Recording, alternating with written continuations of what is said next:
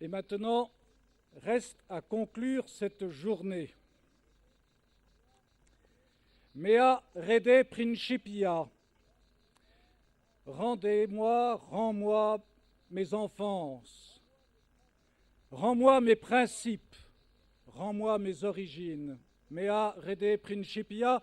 C'est ainsi que s'exprimait Sidoine Apollinaire, un patricien gallo-romain, à l'adresse d'un de ses cousins qui était investi de cette difficile charge d'empereur romain à la fin de l'Empire, dans une période de détresse en ce 5e siècle tragique, d'invasion, immigration, de destruction de l'ordre, et où les gens se demandaient comment les cités et comment la civilisation pourrait perdurer.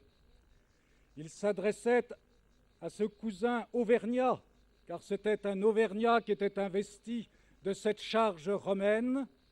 Mea rede principia, rends-moi mes enfances, rends-moi mes principes originels. Ce cri de Sidoine Apollinaire, lui-même auvergnat et possédant un château en Auvergne, d'où il voyait passer les foules gothiques dont il disait qu'elles puaient, car leur chevelure était enduite de beurre rance. Et à l'époque, il n'y avait pas de loi qui interdisait de dire que le barbare était barbare. Et par conséquent, le gallo-romain avait au moins ce dernier refuge de l'ironie. Il pouvait se rassembler entre amis et dire « Mea rede principia, rends-moi mes origines, rends-moi mes enfances ». Ils savaient bien, ces gallo-romains, qu'ils étaient les derniers détenteurs de la civilisation, de l'ordre. Et Sidoine Apollinaire, tout patricien qu'il fut, devint, comme tant d'autres de ses collègues, de ses compatriotes, il devint lui-même évêque, élu par le peuple comme Defensor Civitatis. Il devint évêque de Clermont, et comme il souffrit de la persécution visigotique, il dut partir en exil, il souffrit, il revint dans sa ville, et comme à l'époque, il était possible de devenir saint par acclamation populaire, il fut élevé sur les autels. Sidoine Apollinaire, Mea rede principia, ils étaient nombreux de son ordre, nombreux de sa classe, à pousser le même cri en cette période de détresse du 5e siècle qui ressemble si étrangement à la nôtre. Elles déferlaient, les invasions, immigrations, elles étaient rousses à l'époque, elles étaient blondes, mais qu'importe, et les gallo-romains étaient prêts à les accueillir dans une certaine mesure, mais pas au-delà d'une certaine mesure. Et lorsqu'un jour certains se présentèrent encore aux frontières, il fallut dire non. Et toute la Gaule, depuis le nord, depuis les Francs, jusqu'au Goths, mais oui, jusqu'au Goths, tout le monde se rassembla derrière le préfet de la milice romaine Aetius, et ce fut la bataille des champs cataloniques. Les Huns, il n'était pas question de les recevoir. Non, ce n'était pas possible, au-delà. Au-delà, impossible. Pourquoi? Parce qu'il fallait garder un certain ordre. À l'époque, cet ordre était défendu par des évêques, de grands évêques. On a oublié leur nom, de Saint-Mamère à Saint-Avite. Saint-Rémy est resté illustre, il était évêque de Reims. Cette ville que Fronton appelle dans ses poèmes l'Athènes de la Gaule. Ah, cette Gaule. Cette Gaule. Elle était belle, elle était riante. Les invasions passaient par petits groupes, et puis les gallo-romains se remettaient au travail. Les évêques continuaient leur métier de defensores civitatum. Ils étaient les patriés, ils étaient les pères de la patrie. Ils voulaient défendre la foi catholique contre ces invasions, dont Michel Fromentou nous rappelait tout à l'heure qu'elles avaient le double caractère d'être à la fois étrangères et en même temps hérétiques. Ils étaient ariens. Or, la Gaule était catholique. Elle était catholique, elle demandait la défense de sa foi et elle demandait la sécurité. Elle demandait ce que nous demandons aujourd'hui. Et il n'y avait plus d'espérance, il n'y avait plus d'espoir. C'est alors qu'il y eut ce complot d'évêques, ce complot matrimonial, cette rencontre heureuse, unique dans notre histoire, ou plutôt qui fut comme un modèle unique qui se renouvela à travers toute notre histoire, cette rencontre d'un projet politique d'un jeune chef et d'une aspiration. Comme dit Grégoire de Tours, les yeux gallo-romains se tournaient vers le nord, se tournaient vers Clovis, se tournaient vers le franc. Le franc était païen, mais le franc regardait vers la Gaule parce que la Gaule était le pays civilisé. Il regardait vers Paris, la Lutèce, l'Île-de-France, ce qui deviendra l'Île-de-France que chanta si admirablement Julien avant de devenir l'apostat, là où avaient résidé, où aimaient résider les derniers empereurs romains, là où était le palais de Constance Chlore, sur les hauteurs de Seine. Ce paysage d'Île-de-France, ce ciel d'Île-de-France, ce ciel de France, depuis l'Île-de-France jusqu'à ce ciel du pays du royaume d'Arles, il est unique au monde, et il le savait bien. Et dans cette Gaule restaient encore les dernières écoles de rhétorique. Saint-Hilaire, dont Michel a parlé tout à l'heure avec éloquence, n'avait-il pas été appelé par Saint Jérôme, Rhodanus, lingue latine, eloquentiae latine, le Rhône de l'éloquence latine. Il était sorti des écoles de Bordeaux. Voilà. Et cette rencontre de ce projet politique et de cette aspiration d'un peuple fut salutaire. En un instant, oui, en 20 ans, quelles que soient les dates dont discutent les historiens, l'affaire fut faite. Et vous savez comment ? Admirablement. D'abord, Clovis vient siéger là dans le Soissonnais jusqu'à la Loire. Il est dans le pays de Seine, il est dans le pays d'Orléans. Il prend la place de Syagrius. Il est maintenant le chef des Gallo-romains. Et puis il s'allie avec cette Burgondie qui doit faire partie de l'héritage gallo-romain. Elle était tellement civilisée avec sa fameuse loi Gombette, sa loi qui protégeait précisément les Gallo-romains. Gondebaud avait bien été contraint de la donner, cette loi. Donc la Burgondie et cette alliance se fit par un mariage avec cette princesse charmante. Les reines de France joueront toujours ce rôle d'alliance nécessaire. Et puis, elle était catholique. Et ce fut un complot d'évêques. Les évêques étaient intelligents à l'époque et ils savaient monter des complots politiques et des complots matrimoniaux, parce que rien n'est tel qu'un complot matrimonial pour déboucher sur la meilleure de toutes les politiques, et le clergé civilisé s'y entend pour faire des complots matrimoniaux. Eh bien, ensuite, Clovis s'est acharné avec une habileté de roi, s'est acharné à fermer sa frontière. Il fallait en finir avec les Alamans dont on ne savait pas très bien, ces Alamans éternels installés en Rétie, dans les anciens champs d'écumates, s'ils allaient descendre vers l'Italie ou s'ils allaient passer à l'ouest, ils faisaient l'un et l'autre, il fallait les arrêter, et ça sera leur tendance éternelle, descendre vers le sud ou passer à l'ouest. Eh bien, on décide tous ensemble de les arrêter, et c'est cette bataille de Tolbiac, qui s'est sans doute déroulée du côté de Cologne, dont on fixe mal la date, mais peu importe la date, elle est certaine, elle est incontestable. Il n'était plus possible d'accepter des troupes errantes. Il fallait donner un ordre. Il fallait donner un ordre. Et ensuite, il fallait fermer la frontière de l'Est et du Nord, et c'est ainsi que Clovis s'est inséré dans les affaires de sa famille. Il ne pouvait pas y avoir plusieurs rois en France, il ne peut y en avoir qu'un seul, évidemment. Le gouvernement de plusieurs n'est pas bon, n'ayons donc qu'un seul chef, un roi, c'était la vieille sagesse de l'Antiquité. Clovis l'avait compris, lui qui s'était fait l'élève de Rémy, et il comprenait bien qu'il fallait en finir avec les Ripuaires et les autres Saliens, et par conséquent il s'introduisit, peu importe le détail, il s'arrangea de disputes de père et de fils, et moyennant quoi il devint le seul roi. Et alors il franchit la Loire, et en franchissant la Loire, il alla... Pardon, j'oublie le plus important dont Michel a parlé tout à l'heure. D'abord, il se fit catholique, puisque étant le chef des Gallo-romains, il était indispensable qu'il ait la foi gallo-romaine, évidemment. Il avait répondu à l'aspiration de ce peuple, il adhérait donc à sa foi. Et c'est ainsi qu'il alla au baptistère de Reims, c'est évident. Et c'est après qu'il franchit la Loire et qu'il alla accomplir et finir l'œuvre de Saint-Hilaire. Il alla régler son compte à ce royaume visigothique. Ah, la France aurait pu être diverse, elle aurait pu être autre. Et toujours les intellectuels se sont plu à vouloir la faire autre. Les technocrates de tous les temps ont toujours voulu des France autres qu'elles n'étaient. Eh bien, Clovis a résolu le problème, il a franchi la Loire, et puis la bataille de Vouillers a décidé du sort de l'histoire de France, les batailles de Poitiers. Permettez à un vieux Poitevin de les connaître, ces batailles de Poitiers.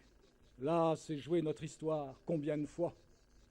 Eh bien, il l'emporta, il descendit à Bordeaux et puis ensuite à Toulouse, il s'empara du trésor d'Alaric et puis il revint à Saint-Martin-de-Tours. Et à Saint-Martin-de-Tours, il déposa les trophées de sa victoire. Et il reçut là, très probablement, il reçut de l'empereur Anastase les insignes de consul avec le diplôme qui le faisait le successeur des empereurs romains. Et ainsi, le roi gallo-romain serait le successeur pour toujours de l'ordre romain, de l'ordre civilisé, et cela vous explique comment jusqu'à la fin de l'Ancien Régime, nos rois se sont toujours fait représenter en empereur Constantin. Et c'est pourquoi la légende de Clovis, qui vint après, assimila Clovis à un nouveau Constantin, d'où des récits symboliques. Il fallait qu'il connût une histoire semblable à celle du pont Mulvius. Il le fallait inox signo vinces. Bien sûr, c'était dans la légende, mais la légende était le fond de notre histoire. Et nos rois, jusqu'à Louis XVI, en passant par Louis XIV, se sont fait toujours représenter en empereurs romains parce qu'ils étaient empereurs en leur royaume, que la civilisation se faisait là. Là se faisait l'ordre, se transmettait l'ordre. Cet ordre a été interrompu. Il revint sur Paris. Et à Paris, il devint le roi de Lutèce. Et vous savez qu'il construisit sur la Sainte Colline, la colline Sainte-Geneviève, lui qui résidait dans le palais de Julien et dans le palais de Constance Chlore, il fit construire la basilique des apôtres Pierre et Paul. Il est beau d'en parler aujourd'hui pour montrer sa catholicité, son apostolicité, et c'est là qu'il fut enterré, dans cette basilique où reposait Sainte-Geneviève. Il fallut attendre la Révolution française pour que les restes de Sainte-Geneviève fussent dispersés au vent. Voilà le roi de Paris, le roi gallo-romain. Eh bien, ceux qui vécurent cette époque tragique comprirent qu'un miracle venait de s'opérer. Un miracle politique. Un miracle politique, cela existe. C'est une particularité des nations prédestinées, la particularité du peuple de l'Ancienne Alliance et cette particularité également du peuple français. J'ajoute une chose, puisque nous sommes au beau, vous me direz, et le royaume d'Arles. Le royaume d'Arles, à l'époque, il était sous l'influence de Théodoric, malheureusement. Mais Clovis avait quand même l'œil sur lui. Il n'a pas voulu s'y attarder, il n'avait pas encore le temps. L'affaire de Provence devait être une affaire longue à mener, comme l'affaire de Burgondie. Et par conséquent, le royaume d'Arles, il y envoya son fils Thierry, qui alla là-bas, mais il ne réussit pas.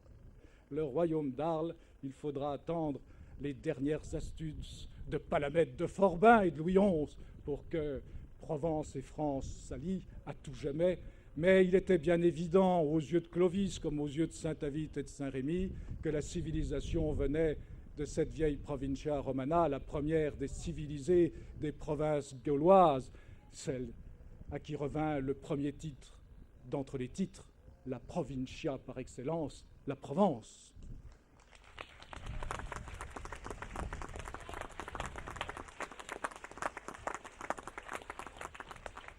Alors notre histoire est une histoire merveilleuse, mais c'est une histoire où se succèdent les miracles et les désastres.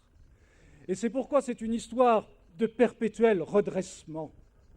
Il y a un historien qui a écrit un livre magnifique, L'histoire des redressements français. Quel beau livre!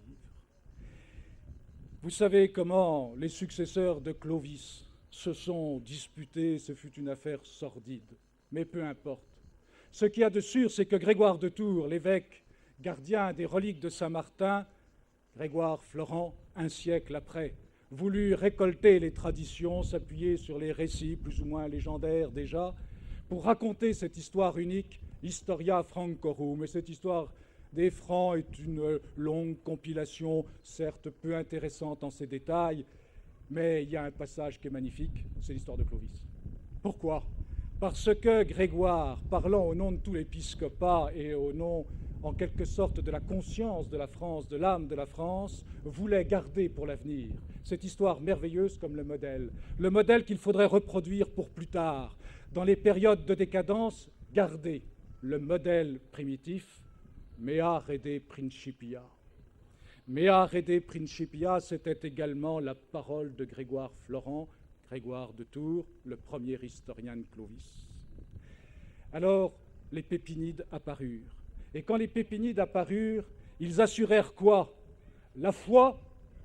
Et c'est pourquoi les papes de Rome, les Zacharie et les Étienne, les appelèrent alors les rois très chrétiens et les compères spirituels du pape de Rome, et ce titre leur resta à tout jamais. Et ils assurèrent d'autre part la sécurité. Et oui, toujours la même chose, la même aspiration de ce vieux peuple qui se remet au travail, de ce vieux peuple gallo-romain dont Mistral disait, votre grand poète, vous le savez, nous sommes gallo-romains et gentilshommes. Il demandait, ce peuple fier et libre, sa sécurité et sa foi. Les Pépinides lui assurèrent, l'en assurèrent, et par conséquent les Pépinides devinrent rois, c'était normal. Mais les successeurs de Charlemagne se disputèrent de la même façon. Le traité de Verdun, d'où sont sorties toutes nos guerres, ou presque, fit cette scission.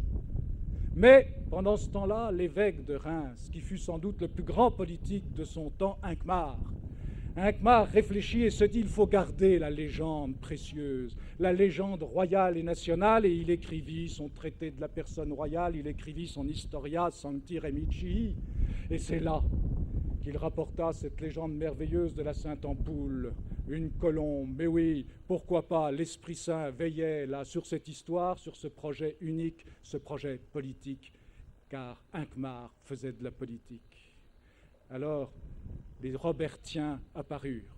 Les Robertiens, à une époque de détresse, le IXe siècle, les Robertiens apportèrent quoi? La sécurité.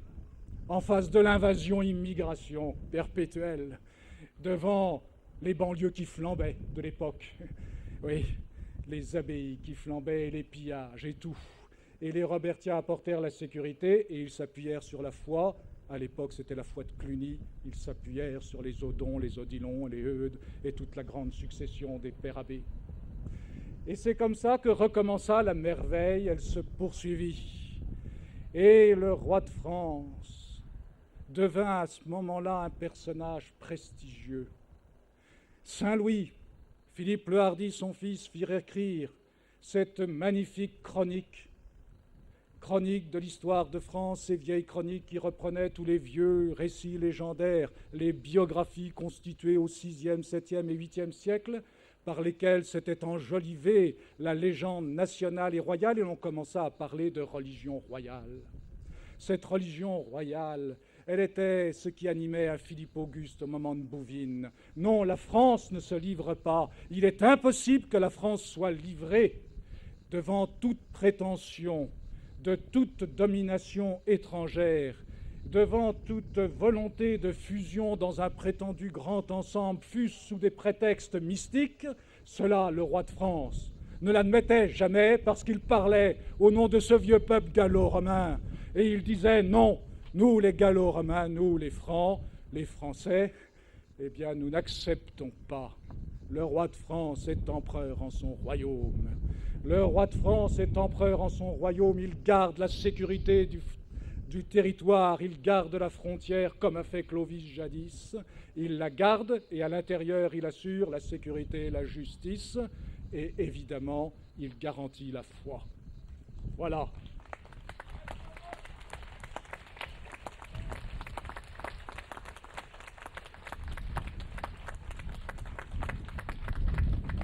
Ils avaient conscience de leur sacerdoce, ces rois de France, ce Philippe Auguste qui bénissait ses barons et les communes qui étaient venues à la défense du royaume à son appel.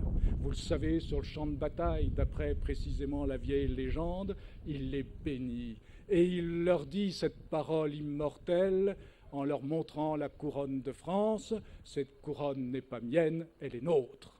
Nous sommes tous gentilshommes et gallo-romains.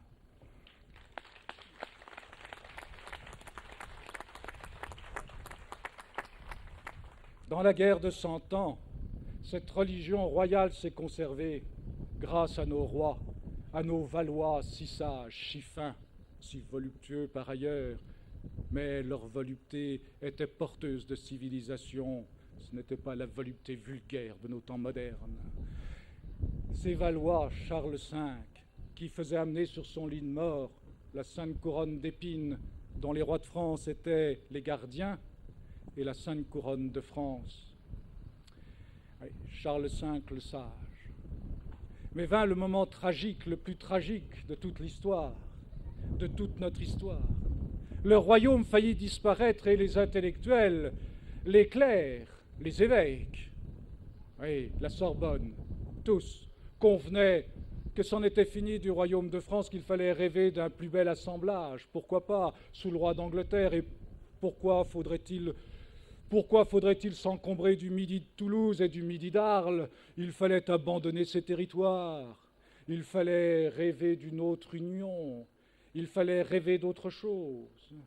Et même la Burgondie commençait à prendre son indépendance et les Capétiens de Bourgogne s'éloignaient du vieux tronc capétien. Tragique moment. Alors, vous le savez, il y eut un prince qui me paraît être le représentant de l'idéal français dans cette période de trouble, c'est Charles d'Orléans, le prince poète, prisonnier, plus de 20 ans. Il est parti, prisonnier. C'est l'idée française qui est prisonnière. Il y a le petit dauphin de Bourges, la France n'est presque plus rien, et Charles d'Orléans, Orléans, c'était la ville, la dernière ville française qui allait tomber, cette ville absolument symbole. Charles d'Orléans était là-bas dans la tour de Londres. Et il pleurait, il écrivait des vers merveilleux, et vous savez, les meilleurs exégètes de ce poète méconnu, de ce poète très peu connu, à qui les poètes de langue d'Ouï reprochaient son langage de troubadour, son langage de Languedoc, il le trouvait pour cela. Il lui trouvait un petit air trop du midi, mais c'est ce qui fait son charme supérieur. Je ne dis pas ça par démagogie et pour vous flatter, mais c'est certain, Charles d'Orléans est resté tandis que ses contemporains sont passés. Charles d'Orléans, le trouvère, était dans sa tour et il pleurait. Et il chantait quoi? Il chantait la France. La France, et les meilleurs exégètes pensent que cette beauté dont il parle avec un grand B, cette dame qu'il ne nomme pas, perpétuellement présente dans sa poésie, c'est la France. La France, et quand on étudie bien les textes, c'est incontestablement la France. Il lui fait hommage, il lui donne toute sa vie, et il l'appelle cette douce France. En regardant vers le pays de France, un jour m'avint à Douvres sur la mer, qu'il me souvint de la douce plaisance que sous l'ouette aux 10 pays trouvés. Si commençait de cœur à soupirer, combien certes que grand bien me fasoit de voir France que mon cœur aimé doit, de voir France que mon cœur aimé doit. Voilà une parole de prince, voilà une parole de roi, voilà une parole de français. France que mon cœur aimé doit. Eh bien, il la pleurait, cette France et cette dame de beauté. Il y avait aussi à l'époque un Jean Gerson, il y avait aussi un Alain Chartier. Et eux aussi parlaient de la dame, Alain Chartier. De la dame de beauté, c'était la France encore, eh oui. Et un jour, il en parla si bien qu'une dauphine, Marguerite, voulut, d'après la légende, le baiser sur la bouche, tant il avait bien parlé de la France. Et c'est ainsi que s'est transmis le message, avec des légistes comme Terre Vermeille, ceux qui voulaient que l'ordre national et l'ordre royal soient respectés, et cet ordre national et royal puisait sa légende dans la plus vieille histoire du pays. Eh bien voilà, la merveille est arrivée. Jeanne d'Arc parut, la pucelle vint.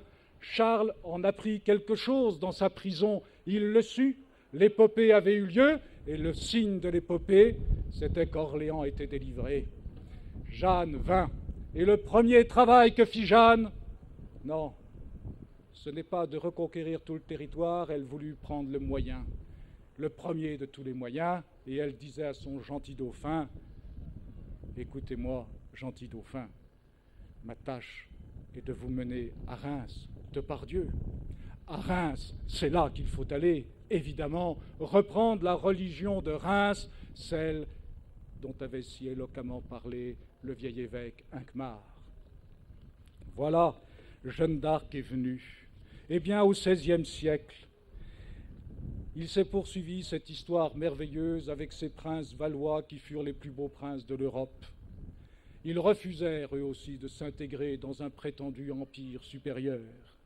Les guerres de religion vinrent, elles saccagèrent la France, et cependant toujours resta ce souci de vouloir garder la foi et de garder l'aspiration nationale vers l'unité, et cette unité ne pouvait être que l'unité dans le prince chef.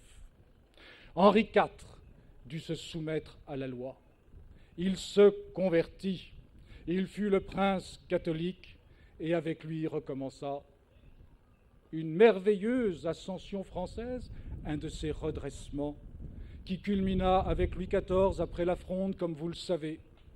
Louis XIV, le roi de la fête baroque, le roi de la civilisation, le roi incomparable, même malgré tous ses défauts et même ses fautes. Le roi qui porta si haut le destin de la nation que ses contemporains, et il ne faut pas dire que c'était des laquais en ce XVIIe siècle, le siècle de Corneille et de Racine, s'imaginer que ces gens-là étaient des laquais, mais enfin, il faut écouter leurs vers et comme ils sonnent. Non, ces gens-là disaient la vérité quand ils parlaient de Louis. Évidemment, Louis, c'était encore Clovis, et les historiens de l'époque le vantaient, et les poètes, même les mauvais poètes comme Desmarais de Saint-Sorlin, en écrivaient des épopées. Voilà. Et l'histoire, malheureusement. Eh bien, l'histoire s'est interrompue parce qu'un jour, au XVIIIe siècle, et puis sous Louis XVI, un jour vint où l'esprit critique s'empara de cette conscience française, esprit critique qui aurait pu être un effort de compréhension plus profonde, au lieu d'être destructeur, mais cet esprit critique a bâti l'édifice. Quel était le père de France qui, au moment où il tenait la couronne royale au-dessus de la tête de Louis XVI, croyait encore dans la vieille légende royale et nationale, légende si l'on veut, mais qui dit tellement bien la vérité profonde de notre histoire. Alors la Révolution est arrivée.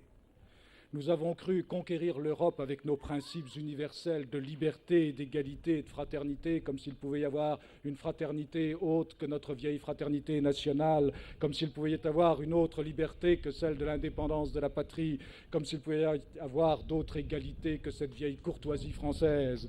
Non. Et l'Europe, évidemment, se retourna contre nous. L'Europe, elle s'est toujours retournée contre nous. Je ne suis pas un anti-européen. Je veux rassurer un vieil ami qui m'en a fait le reproche tout à l'heure. Non, je ne suis pas un anti-européen systématique, mais je dis que l'équilibre de l'Europe repose d'abord sur l'existence de la France. Et par conséquent, cette Europe, dans la mesure où la France commettait des erreurs, cette Europe se retournait contre nous, 1815 et 1870. Les principes nationalitaires permirent à des nations de proie de constituer leur unité, elles ne servirent qu'au Cavour et qu'au Bismarck. Et nous donnions le spectacle lamentable de nos luttes intestines. C'est alors que survint cet homme de l'intelligence Maurras, l'homme de l'intelligence française et qui voulut, lui aussi, être à l'origine du redressement français nécessaire en cette fin de 19e pour le XXe siècle. Il le voulut. C'était le refus du renoncement national. Alors il fit cette doctrine incomparable que vous connaissez bien, mais, et vous me permettrez là d'évoquer quelques conférences que j'ai faites depuis 2 ans sur ce sujet,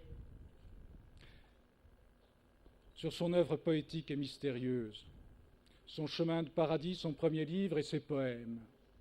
Ces poèmes auxquels on ne comprenait, allons, disons le mot, presque rien, presque rien. Et tout à coup, ces poèmes chantent. Et qu'est-ce que chantent les poèmes de prose ou de vers de Maurras, le provençal? Ils chantent Dame France. Oui, comme Charles d'Orléans. Et c'est pourquoi il écrivit des pages si belles sur Charles d'Orléans. Comme Jean Chartier, dont il parla aussi. Maurras aimait Dame France. C'était son premier amour. France que mon cœur aimé doit, bien sûr. C'était tout son amour et sa volonté, c'était de rétablir le roi avant que la nouvelle guerre ne vînt. Il voulut la rétablir, il voulut rétablir cette monarchie nationale indispensable au salut français avant la guerre de 14-18. Hélas, elle ne vint pas, il ne put pas, cela ne vint pas, et il en pleura des larmes, non pas publiquement, il gardait pudiquement sa plume de prose, il la gardait pudiquement, mais il pleura dans ses vers. Et puis, le roi n'étant pas venu, nous avons fait une mauvaise paix. Une si mauvaise paix que Maurras pouvait voir venir la Seconde Guerre, qui serait encore plus catastrophique et qui serait cette fois-là perdue. Il le prévit avec Bainville, et il pleura sur cette France que mon cœur aimé doit. Il le pleura dans des poèmes.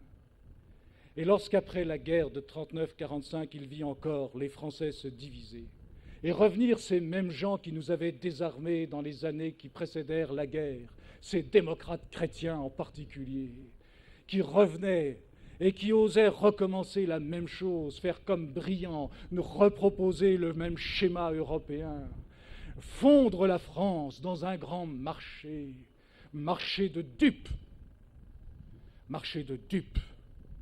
Ces gens qui osaient parler de spirituel pour nous faire entrer dans le plus matérialiste des mondes, comme si une société pouvait se construire sur un grand marché.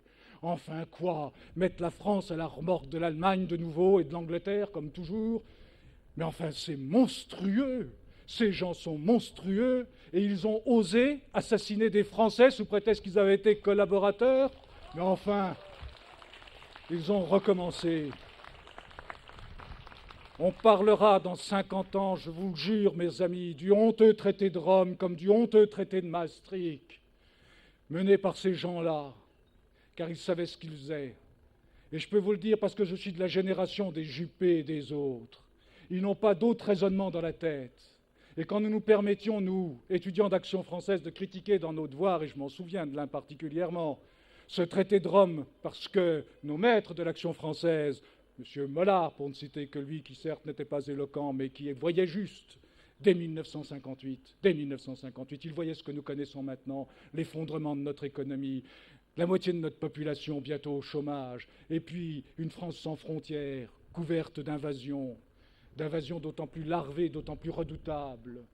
Eh bien, quand nous osions critiquer, il m'est arrivé de vouloir faire cela dans un devoir. Je me suis retrouvé avec un 0 pointé, mais j'étais fier de mon 0 pointé.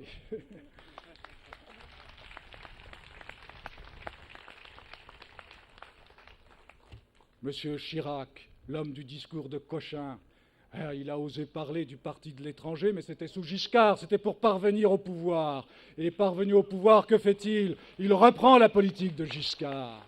Et ils ont tous fait la même chose. Et l'écureuil français dans sa cage, il est là, il va de barreau en barreau, et il tourne de Mitterrand en Chirac et de Chirac en Jospin, puisque maintenant tout annonce l'arrivée de Jospin, il l'annonce lui tranquillement, il est sûr de gagner, c'est évident, et on n'en sortira pas, c'est cela l'alternance démocratique. Mais enfin, l'alternance démocratique, quand donc l'écureuil français sortira de sa cage?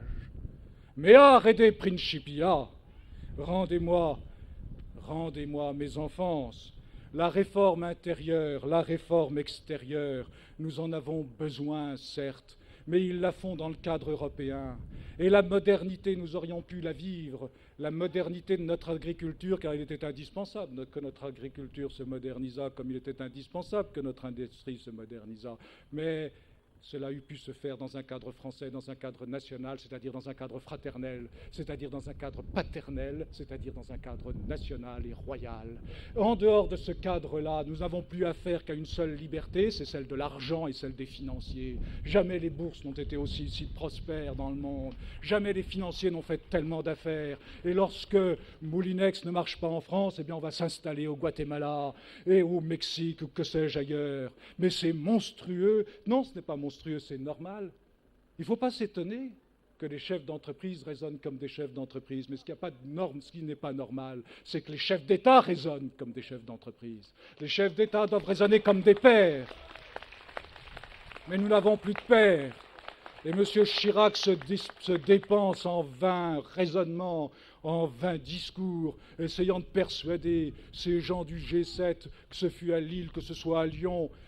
Vous vous en souvenez de vouloir appliquer les mêmes règles sociales que nous, de façon à les mettre, à ce que nous ne portions pas seuls le poids de la sécurité sociale. Mais enfin, il prend ses partenaires pour des benets, et ils rient tous, évidemment. Chirac, il est aux ordres de Kohl, comme le disait Huguenin ce matin, mais c'est évident. Vous l'avez remarqué, à chaque fois qu'il prend une gifle, il va courir après lui. Et maintenant, il y a des sommets franco-allemands. Et Kohl dit quoi ? Kohl dit la Banque française, elle doit être à l'image de la Bundesbank, et la Banque française se met à l'image de la Bundesbank. Mais la Banque française, c'est pour quoi ? C'est pour river le franc français au marque allemand. Et la Bundesbank, elle est faite pour quoi ? Pour défendre le marque allemand, mais bien sûr. Et Kohl, il réussit sa politique. Bien sûr, l'Allemagne connaît toutes les crises, les mêmes crises que toutes les sociétés modernes. Elle connaît beaucoup de difficultés. Elle en connaîtra d'autres, mais l'Allemagne, elle fait sa réunification, elle a réussi sa monnaie unique parce qu'elle l'a fait dans un cadre national, par une volonté nationale d'un homme, d'un chef d'État national. Voilà. Et nous sommes là à rêver de renoncement, d'abandonner notre monnaie. Mais les Allemands savent très bien que le Deutschmark restera toujours le Deutschmark. Et c'est la raison pour laquelle, à Madrid, ils ont dit, en décembre 1995, ils ont dit, non, pas d'écu. Pas d'écu. Ah, M. Giscard d'Estaing se croyait malin. Il avait fait l'écu. Ce mot anglais, puisque Giscard, on ne sait s'il est anglophone ou s'il est francophone. Giscard, il croyait malin. Il pensait que son effigie de premier président de l'Europe serait sur le premier écu qui serait frappé. Eh bien non. L'Allemagne a dit ça sera l'euro. Et ça sera évidemment l'euro. Voilà. Et il n'y aura plus ce droit régalien national. Et peut-être, chers amis, nous en sommes là, comme au temps du roi de Bourges, comme au Ve siècle, au temps des invasions, immigrations, au temps des incertitudes, au temps où il n'y a plus de pouvoir régalien, où il n'y a plus rien. Et certes, la modernité, la science, la technique cachent la détresse, mais elle est là, elle est poignante. Le grand malheur, c'est que les syndicats se révoltent, mais ils se révoltent dans un cadre démocratique. Ils sont donc voués à l'échec. Le grand malheur, oui, c'est que la vieille légende nationale et royale semble, elle aussi, comme disparue. Mais Maurras nous parle encore à l'heure actuelle. Ses poèmes nous parlent, et son chemin de paradis. Son chemin de paradis, c'est un chemin pour la France, évidemment. La France est dans un long purgatoire, dans une sorte d'enfer avec la pensée de Maurras. Eh bien, elle va se délivrer, elle va sortir de cet enfer, elle va monter par son purgatoire lentement, ça sera douloureux. Nos pieds seront ensemble et nous parviendrons un jour sur ce chemin de paradis, nous y aboutirons. Maurras se figure souvent dans ses poèmes de prose ou de vers comme un vieux sage qui parle à cette dame de beauté. Il aime cette dame, et cette dame, elle est incomparable, elle est unique au monde, elle a une histoire merveilleuse, et il lui montre son histoire. Et il lui dit, il faut la poursuivre, et elle ne veut pas comprendre. Et lui, il est là à lui dire, tu comprendras, peut-être sera-ce bien tard. Et il arrivait quelquefois à Maurras de penser, ça sera trop tard. Non, chers amis, ça ne sera pas trop tard.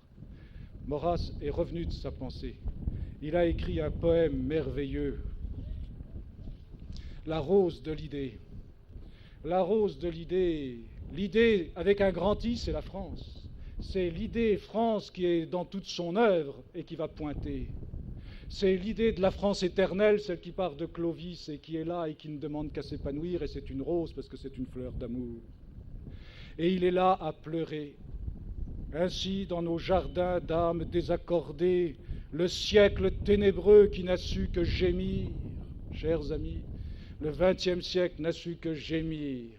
Nous déplorons les effets dont nous vénérons les causes. Eh bien, maintenant, qu'il en soit fini. Nous ne gémirons plus, nous agirons. Le siècle ténébreux qui n'a su que gémir aura dû ralentir, ô rose de l'idée, ta volonté d'éclore et de t'épanouir.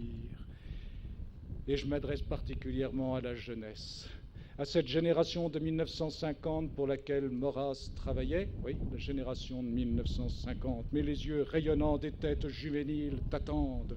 Leur espoir qui ne vient que de toi appelle, en respirant ta pointe qui s'effile, les dieux de la patrie et l'esprit de ses rois. Paresseuse beauté, France, paresseuse. Ô longue, ô lente rose de l'idée, entends-tu ce qu'élance mon cœur?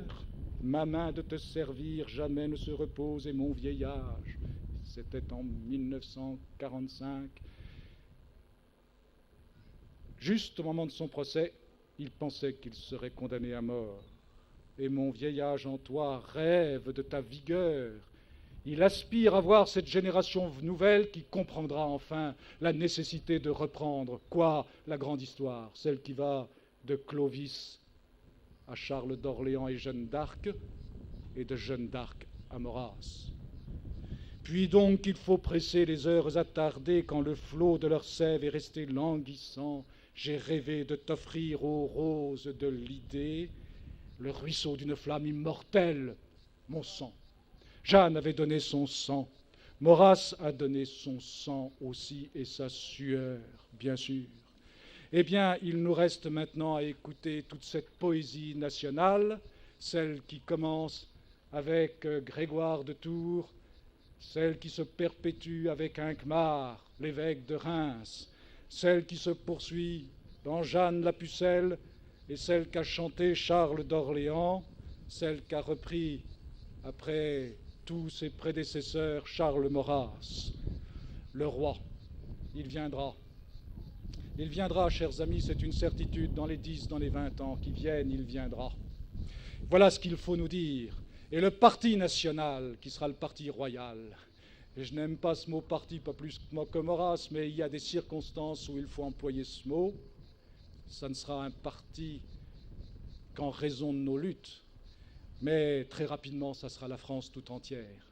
Ça sera une fois de plus ce vieux peuple gallo-romain, rassemblé autour de son idée, de sa rose de l'idée, bien sûr. Et il se rassemblera, ce peuple, il se rassemblera autour de son idée. Rede mea principia, rends-moi mes origines, mes enfants, s'il vient le roi, oui, ce parti national, ce parti royal sera, une fois de plus, comme au XVe siècle, ce sera le parti d'Orléans, oui, chers amis, qui sera en même temps le parti légitime, évidemment. Ça sera le parti gallo-romain, ça sera le parti royal, et nous retrouverons notre belle histoire. Oui, c'est une certitude, c'est trop inscrit. Il n'y a rien à faire. Nous sommes passés par de tels bas qu'il nous faut maintenant monter vers de plus belles et de plus hautes hauteurs que jamais on ne vit. Bien sûr, j'ai vu en me promenant hier soir, ou plutôt j'ai revu, sur le linteau d'une magnifique fenêtre Renaissance à Meneaux, j'ai vu à l'entrée des Baux cette inscription merveilleuse. À côté du soleil des Baux, j'ai vu cette inscription tirée de la parole du prophète Isaïe, lui aussi prophète des abaissements et des redressements du peuple d'Israël. Post ténébras, lux, après les ténèbres, la lumière. Voilà notre espérance, post tenebras lux, et répétons-nous, chers amis, puisque nous sommes gentilshommes et gallo-romains, répétons-nous, mea rede principia.